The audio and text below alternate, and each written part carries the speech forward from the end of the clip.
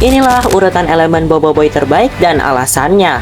Boboiboy dikenal sebagai pahlawan dengan banyak elemen, tetapi tidak semua elemen memiliki tingkat kekuatan yang sama, cuy. Setiap elemen punya kelebihan, kelemahan, dan peran masing-masing dalam pertempuran. Kalau semua elemen Boboiboy diurutkan dari yang paling kuat sampai yang paling lemah, hasilnya akan cukup mengejutkan. Di peringkat pertama, elemen terbaik Boboiboy adalah Boboiboy Solar. Kenapa? Elemen ini bukan hanya kuat, tapi juga paling stabil dan dewasa, cuy.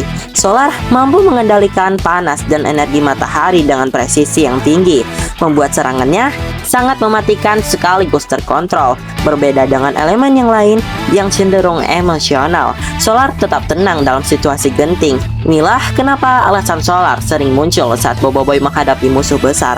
Ia bukan sekedar kuat, tapi juga cerdas dalam bertarung, cuy. Masuk ke peringkat kedua, ada Boboiboy Petir. Elemen ini terkenal dengan kecepatan dan daya hancurnya. Dalam banyak pertarungan, petir menjadi kunci untuk menghabisi musuh dengan cepat sebelum keadaan memburuk. Namun, kekuatan petir memiliki kelemahan besar, yaitu sulit dikendalikan, cuy. Saat emosinya tidak stabil, serangan petir bisa meleset atau justru membahayakan diri sendiri. Karena itulah, meskipun sangat kuat, petir masih berada di bawah Solar, cuy. Lanjut.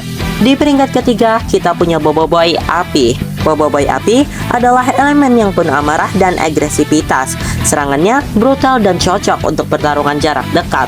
Api sering menjadi andalan saat Boboiboy harus menyerang tanpa ragu. Namun, sifatnya yang terlalu emosional membuat Api mudah terpancing dan kurang efektif dalam strategi jangka panjang, cuy. Kekuatan besar tanpa kontrol penuh inilah yang membuat Api berada di posisi ketiga.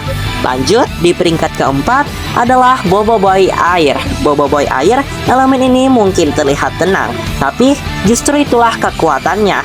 Air unggul dalam pertahanan, fleksibilitas, dan pengendalian medan. Dalam situasi tertentu, air bisa menjadi penentu kemenangan dengan menahan serangan musuh atau melindungi rekan. Sayangnya, daya serangnya tidak sekuat petir atau api, sehingga perannya lebih sering sebagai pendukung daripada penghancur utamanya, cuy. Di peringkat kelima ada Boboiboy Tanah. Boboiboy Tanah, elemen ini memiliki kekuatan yang fisik yang luar biasa dan pertahanan yang sangat kokoh. Tanah mampu menahan serangan berat dengan mengontrol area pertempuran. Namun, kelemahannya adalah kecepatan. Dalam pertarungan yang melawan musuh yang gesit, Tanah sering tertinggal. Karena itulah, meski kuat, Tanah kurang efektif di situasi tertentu. Di peringkat keenam, kita menemukan Boboiboy Angin. Boboiboy Angin unggul dalam mobilitas dan serangan jarak jauh. Elemen ini sangat berguna untuk mengacaukan musuh dan menciptakan peluang. Namun, daya hancurnya tidak sebesar elemen-elemen di atasnya. Angin lebih cocok sebagai pendukung strategi, bukan penentu akhir pertarungan, cuy.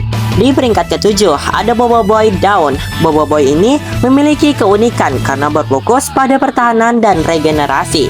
Daun sangat berguna dalam pertempuran panjang, tapi lemah dalam duel langsung melawan musuh kuat. Karena itulah, Daun jarang menjadi elemen utama saat Boboiboy menghadapi ancaman besar. Yang terakhir, di peringkat ke-8 ada Boboiboy Cahaya.